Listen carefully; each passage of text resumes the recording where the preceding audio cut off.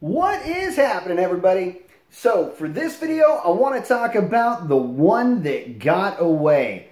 Every car guy has got a story like this, and for some it's a pretty depressing topic, but yeah, I'll try to make it through this story with both eyes dry. So for me, it was a 1969 Plymouth Roadrunner, Sunfire Yellow with the floor shift. I fell in love with this car. So let me tell you the quick story on this. I was fresh out of college, about 5 or 6 months into my first job, and was looking for a car to restore and to just build into what I was going to have as a kind of a lifelong keeper type of a project, something that would evolve with me over time. And well, I found my car. It was a private seller, and when I went to go look at the car, I knew I didn't have enough money saved up yet, but I knew that I could save up enough money within the span of about a month to be able to buy the car. So when I went to talk to the guy, I told him my situation and got to looking at the car. He let me take it for a spin, and I fell in love with this thing. So specs on the car was a 69 Roadrunner, had the bucket seats with the floor shift, 383 car, but for the most part it was all original.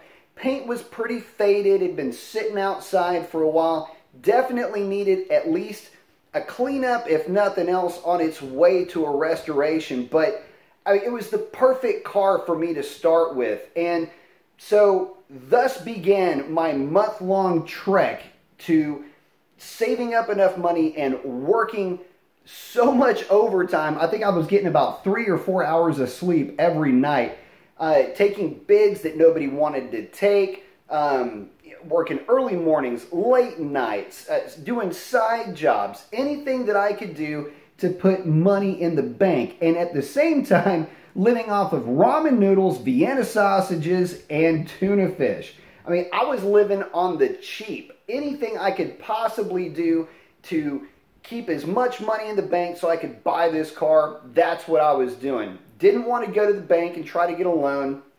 Wanted to pay cash for this thing.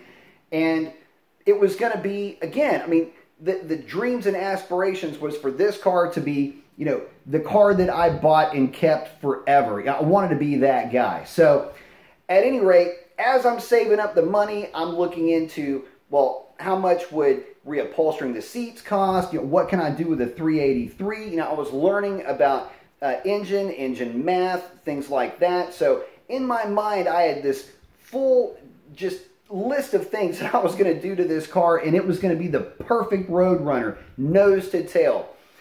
And so as the month progressed, I told the guy that, look, it's going to take me a little bit of time to get the money. Can I give you a deposit? The guy said, no, don't worry about it. We're cool.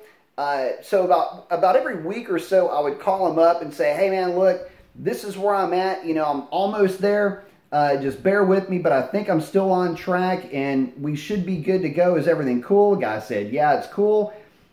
Great. And so I was kind of, I thought I had a rapport with the guy.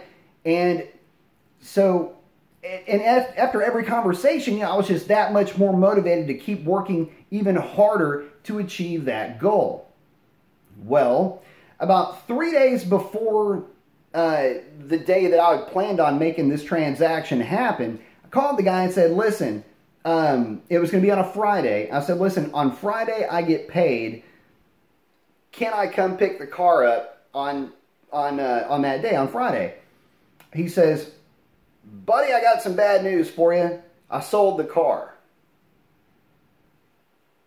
He sold the car.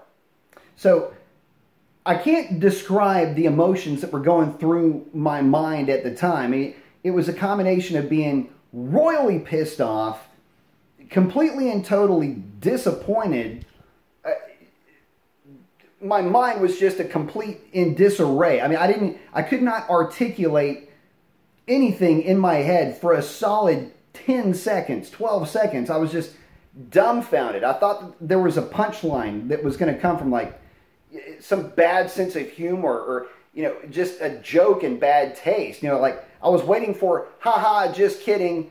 I got it full of gas. It's ready for you to come pick it up. Nothing like that at all. I mean, the guy was serious. And he even said, are you still there? I'm on the phone with the guy. I'm just still, I mean, I'm reliving it right now. I can't even, now I can't talk. Imagine that, me, right? So anyway, once the reality set in, it took about 10 full seconds for the reality to set in. I just said, okay, thanks, and hung up the phone. I mean, I didn't really know what else to say. So, you know, that's the one that got away from me. And every so often I'll go online and see if there's one out there that would, you know, be close to that car. And I actually ended up finding that car's clone, believe it or not. And, but, you know, obviously it was, you know, fully restored and, you know, cost an arm and a leg. But even getting back to it, though, you know, I went looking for another Roadrunner, couldn't ever find one, and basically just gave up on the search and went in a different direction. But, man, I'll tell you something, that car still holds an incredibly special place in my heart. I mean, I would love to be able to find another Roadrunner. It wouldn't have to be the yellow, but, you know, another 69 Roadrunner, floor shift with, obviously with the automatic. Doesn't really matter what engine would come in it. That would be a fantastic project, you know, just to bring everything back to old school and, you know, have that B-body that I've always wanted. Because, you know, at the time, you know, I really wasn't interested in, you know, the Challengers or Chargers or, you know, a Duster or anything like that. I mean, I really wanted that B-body, and for some reason that bigger car has always just captured my heart. But yeah, I'd love to hear from you guys. Yeah, the stories of the one that got away, man, it's always something we can all relate with. So post up your comments and share, man. I'd love to hear about it. And that's a wrap on this one. Y'all have a great one. Adios.